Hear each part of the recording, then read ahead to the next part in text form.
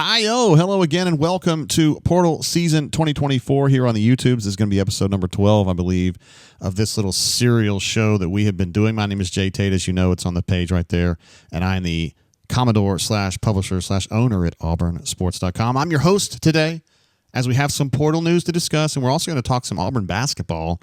We got to talk basketball. They're the top-rated team in the country, according to Ken Palm and according to yours truly. But first, before we get there, Auburn has added a new player since we last spoke on Friday night. Preston Howard, a tight end from University of Maryland. Not the first time Auburn has dipped into Maryland for a tight end. Rico Walker came over last season from the Terrapins. Preston Howard, a 6'4", 230-pound young man, spent 2 years on the varsity there, and so he will have 2 years or 3, depending on how it goes, to play at Auburn. He'll be a junior officially, at least in school. 24 catches for 189 last season. Started 10 of 11 games for them, played a lot of snaps. He was, the guy that they relied on all the time. 58.2 grade from PFF. I don't try to put too much value into what PFF says, but I think it gives you a good idea. If the grade is under about 65, that's a player that's had some issues. And the year before, as a freshman, he had a 62.2 grade, although he didn't play quite as much. And interestingly, he grew up near Baltimore in a town called Owings Mills, but what I find interesting about that is Auburn signed 3 kids this past cycle from a school in Baltimore called St. Francis, and now they're going to add another kid from Baltimore. So they went from 0 kids from Baltimore to 4. I think it's kind of just random because Preston Howard, he's a Maryland guy. Durkin may have known or been familiar with him during his time at Maryland, but that's increasingly, it's many, many years ago now. Maybe it was just relationships that he had built in and around the greater D.C. metro area, but it's interesting anyway to see that many kids from Baltimore. So the commit list looks like this now that Auburn has 13 players out of the portal. I've gone ahead and added Preston Howard. I gave him a C. He looks fine to me. He looks like a replacement tight end guy that can just come in and play the position. Not unlike Luke Deal, not unlike Micah Riley. I think he is a middle-of-the-road tight end, meaning I don't think he's a bulldozer blocker, nor do I think that he's like a flex-out receiver like Rivaldo or like Lutzy was. I think he can do some catching. I think he's probably a little bit more inclined to be a pass catcher than he is a blocker, but he's a fairly good blocker too. So it's just going to be a plug-and-play situation for him, and he will play alongside his former Maryland teammate Rico Walker, who came over last year and was just kind of like the 3rd or 4th or 5th option at tight end. He'll definitely be moving up. So Preston and Rico will be playing a lot. Plus, you got the freshman coming in, Ryan G. You've got Christmas and Hollis Davidson. So you're starting to build some more depth there, and it's going to be a very, very new-looking room there at tight end. But there's going to be a lot of opportunities for people to play there. And I do think that Hugh Freeze, when things are right, when things are staffed the way that he likes, they're going to use the tight end some. I don't think we're going to play this game of it's going to be like Rufus French. Remember that? When Tommy came to Auburn in 98? He had an All-American tight end in Ole Miss and kept saying that they were going to use the tight end at Auburn, and they never really did. Ra-Ra caught some balls, but not really. So we'll see. I still think tight ends in 2025 will have a similar role to what they had this year as well. Another player we got to keep talking about, Eric Singleton Jr., the outstanding slot receiver from Georgia Tech that Auburn's been pursuing ardently since the very beginning of the portal opening. Still is not committed. Still is not signed. He has visited Auburn twice. His roommate and best friend, Tay Seymour, committed to Auburn or signed with Auburn maybe a week ago. It might have been 8 days. Could have been 9 days. I don't know.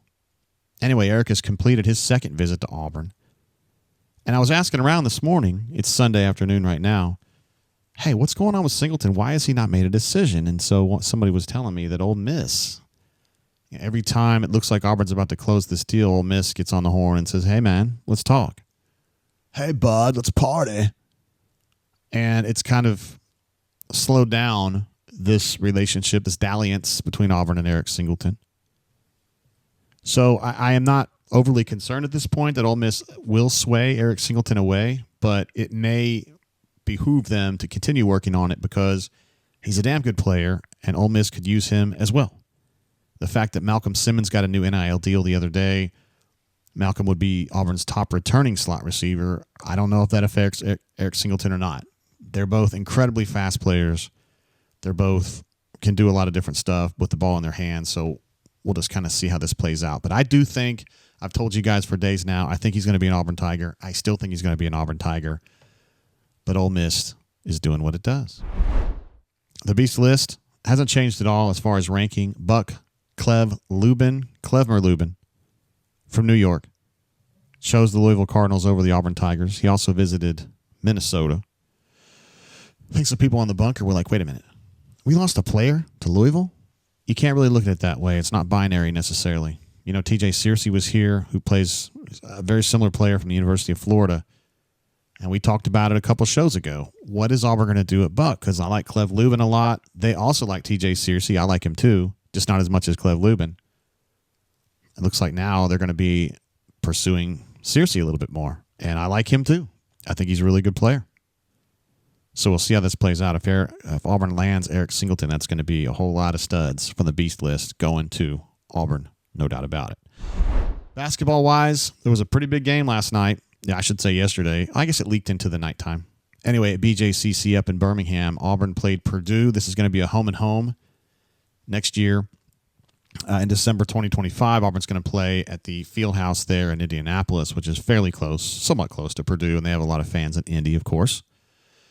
This game, the one in Birmingham last night, was an absolute barn burner. You look at that final score, if you guys aren't familiar with the game and how it worked out, but 18 points, you're like, oh, solid, whatever. No, Auburn was up like 29 or 30 fairly late in the second half and just kind of went through the paces late, and Purdue got really hot from three, and that's all they got, just get within 18. So huge win. I mean, Purdue was number 16 in the AP poll. Auburn was number 2, and so I think next week, I don't know if you guys care about AP voting. I kind of don't anymore because it's just sports writer dumbasses like me that vote, but I trust the computers more than I do sports writers, and I'm a sports writer.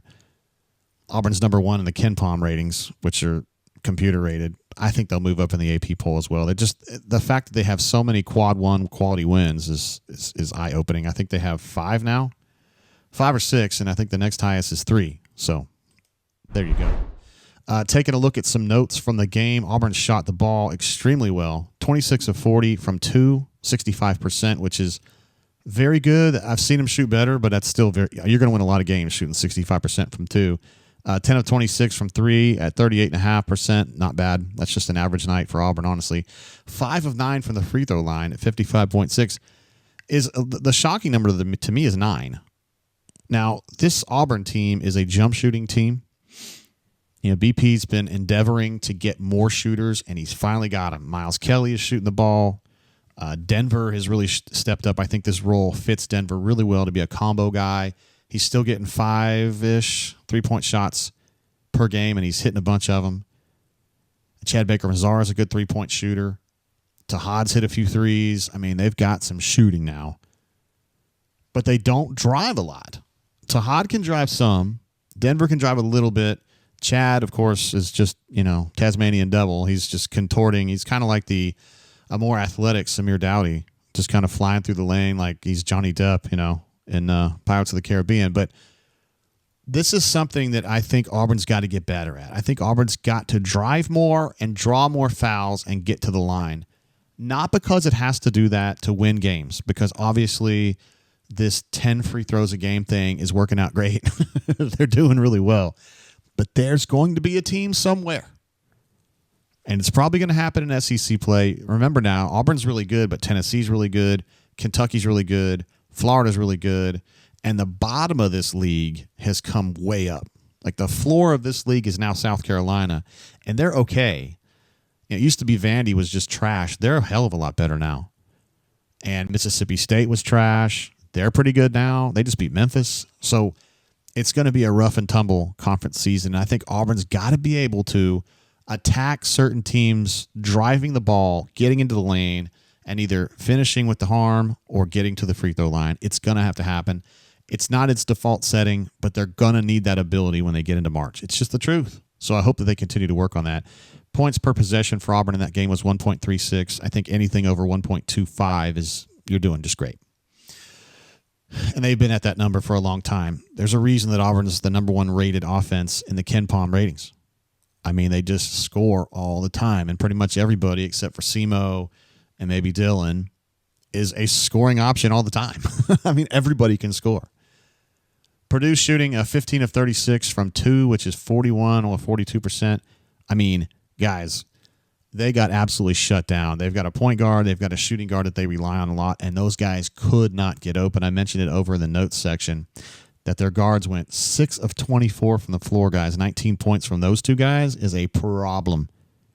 Purdue absolutely needs their point and their shooting guard to light up, and they couldn't get away. Chad Baker-Mazar was a big part of that. Miles Kelly was a big part of that. Tahad Pettiford was a part of that.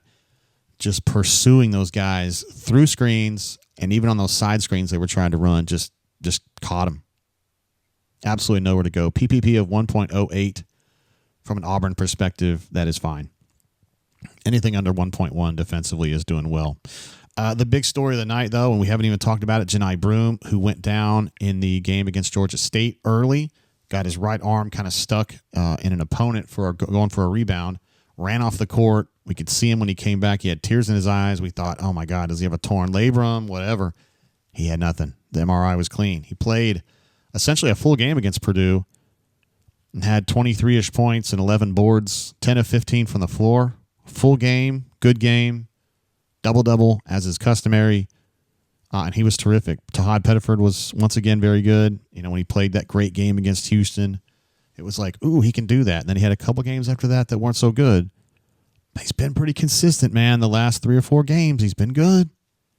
And I think he's just a really good player coming into his own and kind of learning what it takes to be great at this level. Chad Baker-Mazar, of course, stat stuffer. Auburn remains number 1 in the KenPom ratings. Number 1 defense, number 1 offense, number 11 defense. I think of Auburn personally as a defensive team first and foremost, but their offensive numbers are so good, and I think their defensive ability, particularly in the full court, creates 5 to 10 good scoring opportunities every game. They were giving Purdue so much trouble last night in the full court press when they were pressing the out of bounds in the full court, and also just the dogged way they were attacking screens. They were fighting through everything the other day, and it just was something you could tell Purdue was not comfortable with and doesn't see very often. The next game is going to be against Monmouth, and then you've got a little bit of a wait until the SEC opener against the hated Missouri Tigers. And remember, like I mentioned earlier, the bottom of the league has really moved up. This is going to be a rough and tumble run through the SEC. There's a lot of good teams, and when you're on the road, it's going to be a fist fight. Auburn's going to lose games in the SEC. They're not going to run the table. The league's too good. I think Auburn's going to finish 14-4 in the league, and I think they'll challenge for the title. It's an outstanding team, but let's not get ahead of ourselves. The SEC is tough. There's no doubt about that. I'm going to close it right there, guys. Appreciate you guys spending some time talking basketball, talking some portal season situations. We'll keep a close eye on Eric Singleton and anybody else that kind of pops up from a portal perspective. Oh, yes, indeed. Thank you for watching our show. Consider subscribing if you don't mind. It makes me happy, and it makes our channel happier. So we'll see you guys next time. I'm Jay Tate. Good day.